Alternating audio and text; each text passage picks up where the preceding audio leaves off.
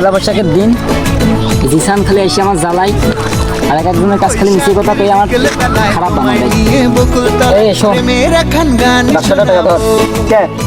এখানে শুনিস না জিসান কেন নাচতে পারে, আমি ওর কাছে কিছুই কই না, তাও মানসিক কাজ মিশে কথা খালি কয় আর আমার মাইর খায়।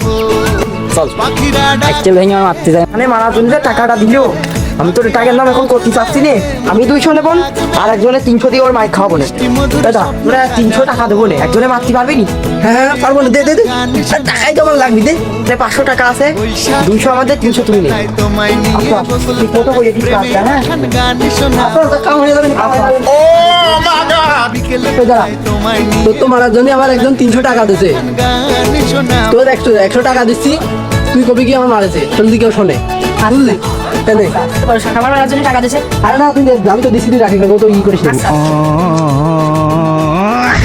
এখানে 5 টাকা গেল কার, আপনি না বলেন।